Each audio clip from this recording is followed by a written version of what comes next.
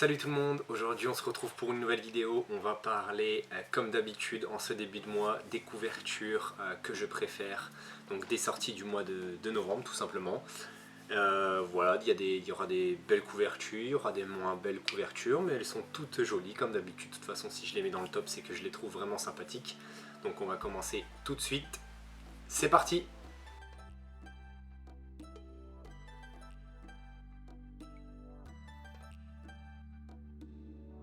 Alors, à la 15e place, j'ai mis donc l'homme qui tua Nobunaga, donc le tome 5. Pourquoi? Parce que je trouve tout simplement ce vieil homme très sympathique. J'ai envie d'être d'être avec lui, de parler un petit peu avec lui, de discuter de tout ce qu'il a pu vivre dans sa petite vie.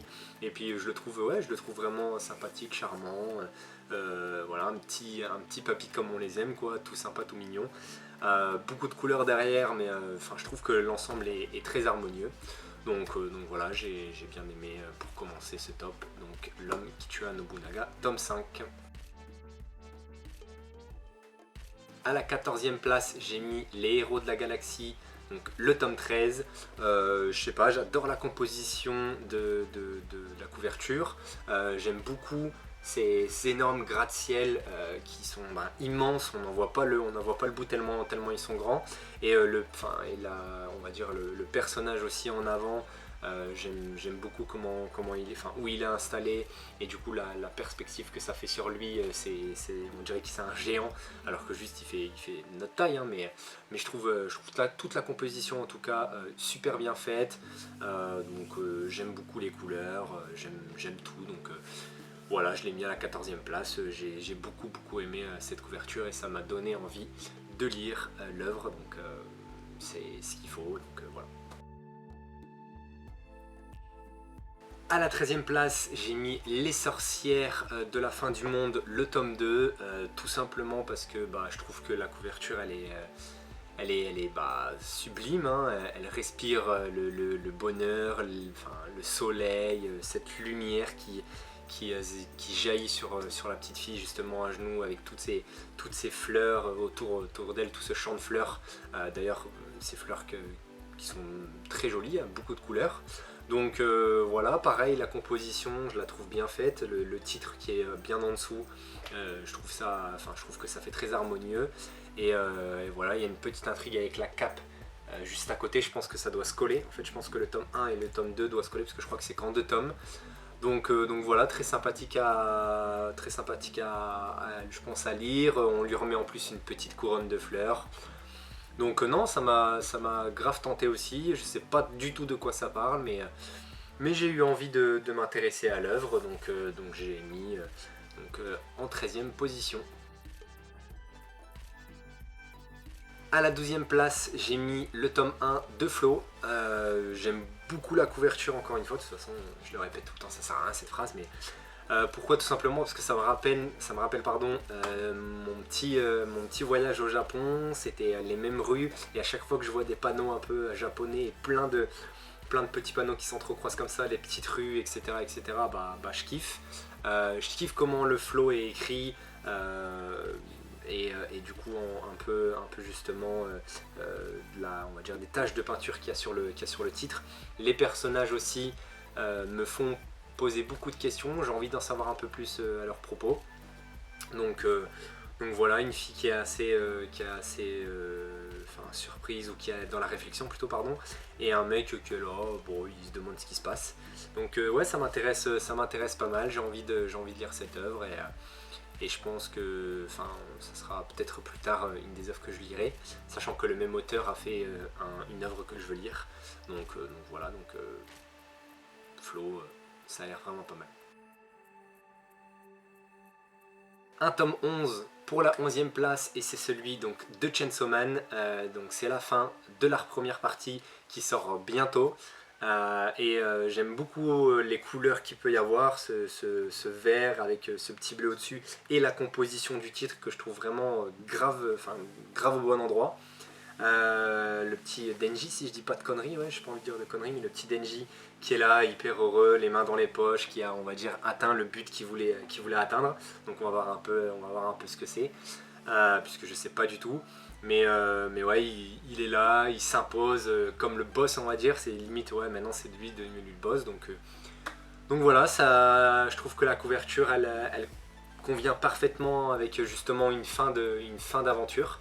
Donc voilà, et en plus avec le héros principal, donc hâte de lire Chainsaw Man.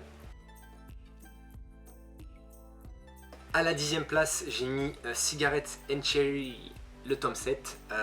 J'aime toujours les couvertures de Cigarette and Cherry. À chaque fois, je les trouve vraiment très jolies. Là en plus, le Cigarette and Cherry, je pense que ça fait penser à un paquet de cigarettes. Alors je m'y connais pas du tout, parce que j'ai jamais fumé, mais je sais que ça ressemble à un paquet de cigarettes et j'aime bien les couleurs, ce blanc et rouge et et en plus ce cercle. Pareil, je trouve que le titre là, depuis le début, ils sont tous placés au bon endroit. Ils gâchent pas justement l'illustration qu'il peut y avoir. Et là justement avec la fille qui est devant avec sa petite claque en mode ça va vous? Genre, ça va vous? Vous en voulez une? Vous voulez venir avec moi? Vous voulez venir dans mon univers? Et c'est effectivement ce qui se passe et j'ai envie d'en savoir plus à propos de l'histoire de cette femme. Voilà, c'est Cigarette and Cherry, pareil, je l'avais mis à ma liste, je crois, parce que c'est quelque chose qui me donne envie. Donc à voir, peut-être qu'un jour je le lirai. À la 9e place, j'ai mis, donc je vais lire La Maison aux Mille Détours, la trilogie de Hurle, le livre 3. Non, en fait c'est moi aussi le livre 3, donc le tome 3. Là vous verrez une qualité un peu dégueulasse de l'image, mais moi j'avais vu une meilleure qualité d'image de la couverture et du coup je la trouve vraiment belle. Elle ressemble un peu à ce que peut faire Demizu Pozuka de The Promised Neverland. Je trouve que c'est un peu son univers et du coup j'aime beaucoup. J'aime beaucoup un peu toutes ces portes. Au début je croyais que c'était des miroirs, mais toutes ces portes qui nous emmènent peut-être vers différents mondes. Donc voilà, pareil, ça colle parfaitement avec le titre la Maison aux Mille Détours. Et je sais pas, ça me tente beaucoup, et la grande porte qui est imposante, hyper imposante au premier plan, qui nous emmène vers un château, vers un monde, je sais pas, on a l'impression que tous les mondes, toutes les portes à laquelle on peut traverser, ça peut nous emmener vers un monde vraiment féerique, sublime, trop mignon, et donc du coup ça me donne envie de lire cette œuvre. Je pense qu'elle doit être vraiment posée, je pense, mais voilà, tout simplement une belle couverture encore pour cette 9e place, je galère. À la 8e place, donc Okami Rise, le tome 2. Alors j'avais déjà mis le tome 1 assez haut la dernière fois. Bon là c'est à la 8e place parce que j'adore ce jaune. J'aime beaucoup ce jaune. Je trouve qu'il fait ressortir surtout les personnages au premier plan. Je trouve peut-être dommage d'avoir mis les mecs, les dessins en second plan parce que je trouve que ça fait un peu trop. Mais le jaune, je trouve que le contraste entre le jaune et le bleu est vraiment bien réussi. Ça fait vraiment stylé.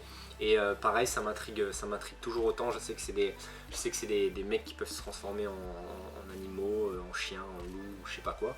En bête sauvage on va dire, et donc du coup ça me tente pas mal, donc peut-être qu'un jour pareil je dirais Okami Rise, mais ouais j'aime beaucoup cette couverture en tout cas, encore une fois, donc je l'ai mise à la 8e place. À la 7e place, donc Blue Lock, le tome 5, une couverture que je pensais qu'elle allait être plus haut dans mon top. Malheureusement il y a des couvertures qui lui ont pris des places. Tout simplement pourquoi? Parce que déjà toutes les couleurs qui sont utilisées, je les trouve hyper belles. Le noir, ce blanc gris, la tête du personnage que je connais, hein, je sais un peu ce qui va se passer, et du coup je trouve ça grave stylé. Un peu blasé d'ailleurs, et ça colle parfaitement à ce qu'il est, à ce qu'il pense un peu du foot. Mais toutes les couleurs utilisées, comme je vous le disais, sont vraiment très jolies. Le 5 en bleu qui ressort bien. Une belle couverture, une très belle couverture. Franchement, je sais pas pourquoi, mais je la kiffe et j'aime trop les couleurs. Alors que le tome 4 qui se trouve ici, il est horrible. Ce orange là, vous voyez, il est dégueulasse. J'aime pas du tout, c'était un peu trop fluo à mon goût. On dirait que ça fait chasuble un peu. Peut-être c'est fait exprès, mais là en tout cas le tome 5, une très belle couverture, mais bon, ça termine à la 7e place. Pareil, une couverture que je pensais qu'elle allait être plus haut dans le top, donc c'est Drifting Dragons tome 10 qui est à la 6ème place. Et je pense qu'en fait je l'ai pas mis plus haut que ça parce que j'aime toujours autant le travail en tout cas du mangaka qui fait que des dingueries en termes de couverture. Celle-là pareil, je la trouve vraiment sublime, merci à la moto que vous allez entendre je pense, mais je la trouve vraiment très belle. Sauf que j'ai un problème en fait, c'est que là ça fait déjà plusieurs fois que je mets Drifting Dragons dans ce top là. Et en fait c'est toujours un peu la même composition, c'est-à-dire un gros dragon derrière, un mec à l'avant, un gros dragon derrière, un mec à l'avant, plein de couleurs. Et du coup je pense qu'à force ça perd un peu de sa saveur de voir tout le temps la même chose. Et donc là c'est un peu ce qui s'est passé. Même si bon 6ème ça reste vraiment une bonne perf en tout cas, enfin, c'est moi qui mets 6ème. Mais ouais, je pense qu'il va peut-être falloir peut-être changer, peut-être que j'aurais bien aimé voir ce personnage là avec son épée vraiment, parce qu'elle est immense son épée on dirait, donc voir plus son épée, le voir plus en mouvement, enfin je sais pas, mais je trouve que ça aurait pu peut-être être encore mieux que ça, mais les couleurs en tout cas, enfin je pense que ça doit être un travail de fou puisque ça doit être fait à l'aquarelle, ou enfin après je sais pas si c'est du numérique, mais en tout cas ça a l'air vraiment prendre beaucoup de temps pour faire cette couverture, donc c'est pour ça que je la mets quand même à la 6ème place. Donc pour entrer dans le top 5, j'ai mis La Voix du Tablier, le tome 7, tout simplement parce que j'adore la composition de la couverture. Alors je parle beaucoup de composition, mais pareil, le titre il est hyper bien placé. Et j'aime beaucoup le plan qui a été utilisé pour qu'on voit le héros principal qui m'intrigue tout le temps et qui a l'air vraiment drôle, qui a l'air vraiment amusant, qui doit faire blague sur blague ou qui doit être un petit peu dans des situations un peu cocasses qui l'embarrassent et qui du coup nous font rire je pense quand on lit. Avec donc justement ce petit chat qui a dû se cacher et les chats ils me font toujours rire parce qu'ils font toujours plein de conneries, même si j'en ai pas parce que j'ai pas envie d'en avoir chez moi, mais j'aime beaucoup les chats. Mais voilà, du coup j'aime tout de la couverture. Après c'est juste que l'univers peut-être me parle un petit peu moins, même si j'ai envie de lire beaucoup La Voix du Tablier. Mais voilà, une très belle couverture pour le top 5. En 4ème position, donc pourquoi à votre avis j'ai mis cette couverture en 4ème position? Tout simplement parce que le rouge, je le kiffe. Le titre pareil, je le kiffe. Et en plus, il n'y a rien d'autre qui peuvent gêner. J'aime beaucoup aussi comment est indiqué donc le tome 2 avec, je sais plus comment ça s'appelle, mes trucs pour gratter, pour faire de la gratte de toute façon sur la guitare. La guitare est stylée, le personnage il a grave du flow, même si bon il pourrait sourire un petit peu ou être un peu plus déterminé à jouer. Là il est en mode ok bon je vais jouer quoi, comme tous les jours de ma vie, ça me fait chier. Donc on dirait qu'il est un peu blasé, mais en tout cas pour une perfecte, la couverture elle est très jolie. J'aime beaucoup toutes les nuances de couleurs qu'il peut y avoir. Le personnage, il est quand même assez charismatique, même là s'il est blasé, il est quand même assez charismatique. Et la guitare, voilà, qui prend toute la place de la couve. Donc j'aime vraiment beaucoup cette couverture et donc c'est pour ça qu'elle a cette place là. À la 3ème place et donc du coup sur le podium j'ai mis Siren Rebirth, le tome 4. La couverture m'intrigue vraiment de fou, j'ai envie d'en savoir plus. J'avais lu un peu le synopsis, mais ça a l'air un peu fou, ça a l'air un peu dans le même univers que Gannibal. Donc ça me tente énormément, j'aime bien les couleurs utilisées, ce fond un peu vert forêt qu'il y a derrière, et après que des couleurs qui ressortent beaucoup, la fille, le garçon, le vieux monsieur, pardon, le garçon dans le vieux monsieur, ou le monsieur tout simplement qui a du sang, qui a plein de sang sur lui, plein de sang sur son arme, et donc du coup ouais, ça m'intrigue énormément. J'aime, enfin vraiment ça me tente énormément, et quand ça me tente, et bah voilà, c'est que ça fonctionne.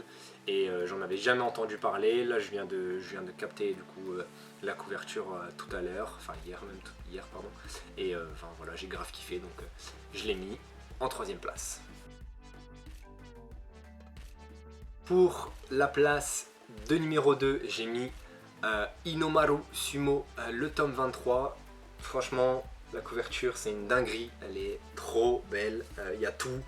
Il y a le fait que le mec il soit en transe de vouloir se battre, et je pense que ça doit être un combat de ouf. Toutes les couleurs utilisées, justement, ce rouge, mais il a mis, l'auteur en tout cas, a mis un petit peu de jaune-orange, de blanc pour, enfin pas de blanc pardon, de jaune-orange, pour que ça fasse un peu enflammé, et du coup je trouve que ça colle parfaitement au fait que justement le mec soit en feu, hein. Il doit tout déchirer dans le tome. Et ben voilà, c'est le Inomaru Sumo, pareil, qui est grave bien. Ouais, et j'adore comment le personnage est représenté. Enfin, ça donne envie de rentrer dans le tome, limite juste de lire celui-là, parce que les autres j'avais déjà vu et ça m'avait déjà pas trop tenté, mais celui-là ça doit être fou fou fou.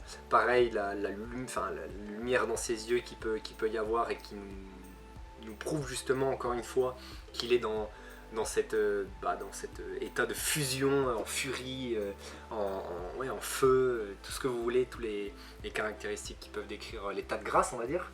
Et donc du coup, voilà, je pense qu'il doit être en état de grâce, il doit tout déchirer dans le tome, avec justement ses petites teintures, etc. Donc ça me tente trop, la couverture est magnifique, donc c'est à la deuxième place. Jamais déçu par Terrarium, encore une fois, donc dans ce top là, est toujours très bien placé, et donc cette fois à la première place. Je crois que c'est la deuxième fois que c'est à la première place, mais le tome 3 de Terrarium, y a toutes les couleurs qu'il faut, c'est magnifique, c'est magnifique, magnifique, magnifique. Ce petit robot qui est là, qui est attaché de partout, qui doit être soit en réparation, soit cassé, soit en charge, je sais pas trop. La fille et le garçon, justement, qu'ils attendent soit son réveil, soit la fin de sa charge, et ça doit peut-être être long, mais voilà. La lumière qui est projetée de la petite fenêtre sur le côté, enfin voilà, et le titre en gros, et il n'y a rien d'autre qui vient gâcher tout ça. Mais franchement, c'est une couverture juste sublime, sublime, sublime. Elle est vraiment très très belle. Il y a tout, il y a plein de couleurs, et à chaque fois dans Terrarium, l'autrice elle met là les couleurs à fond. Donc franchement, Terrarium, bientôt peut-être que je craquerai pour les 4 tomes. Dès qu'il y aura le tome 4, peut-être que j'achèterai tout d'un coup, parce que c'est quelque chose qui me tentait, mais à chaque fois que je vois la couverture, je suis comme un fou. Et j'ai déjà vu de toute façon la couverture du tome 4, et elle est aussi belle limite que les autres, puisqu'elles sont toutes belles. Et franchement, l'autrice elle fait un travail de grande qualité par rapport à sa couverture. Franchement, ses couvertures elles donnent hyper envie. Je vois pas comment en voyant ça on n'ait pas envie même d'ouvrir, même juste d'ouvrir le tome. Alors peut-être pas de l'acheter, mais juste d'ouvrir et d'être intéressé, d'être intrigué par ce qui se passe. Et moi, à chaque fois, ça me fait cet effet-là. J'ai toujours envie d'aller me chercher mon tome chez mon libraire, hein, à chaque fois. Donc voilà, Terrarium, je pense que bientôt ça, je vais me l'acheter. C'est pas plus tard, ça sera sûrement bientôt. Voilà, si quelqu'un me fait un petit plaisir, 4 tomes, c'est pas beaucoup, s'il vous plaît. Non, j'ai d'autres trucs à acheter, mais voilà, franchement, c'est pas mal. Glénat, prêtez-moi les 4 tomes, donnez-moi les 4 tomes quand tu auras les 4 tomes, s'il vous plaît. Ils vont jamais m'écouter. Mais voilà, franchement, je vais acheter Terrarium, c'est sûr et certain, et ça mérite la première place. Personne pourra me dire le contraire dans les commentaires. Et donc voilà, la vidéo se termine ici. J'espère, comme d'habitude, qu'elle vous a plu. Dites-moi, comme toujours, en commentaire, quelle est votre couverture préférée, en tout cas de ce top. Je mets en bonus les 10 autres couvertures que j'ai pu trouver, que j'avais apprécié aussi pour ce mois de novembre. Donc s'il y en a que vous appréciez, dites-le moi. S'il y en a que j'ai oublié également, dites-le moi. J'ai jamais précisé, mais sachez que je mets jamais les couvertures des trucs Eishi, etc., des trucs un peu, enfin, pas en numéro, enfin, sais plus comment on appelle ça, bref. Mais donc voilà, parce que de toute façon les images sont toujours floutées sur Manga Collect, et donc du coup je les vois pas, et ça m'intéresse pas. Donc voilà, voilà, dites-moi ce que vous en avez pensé. Moi je vous dis à bientôt pour une prochaine vidéo. Salut!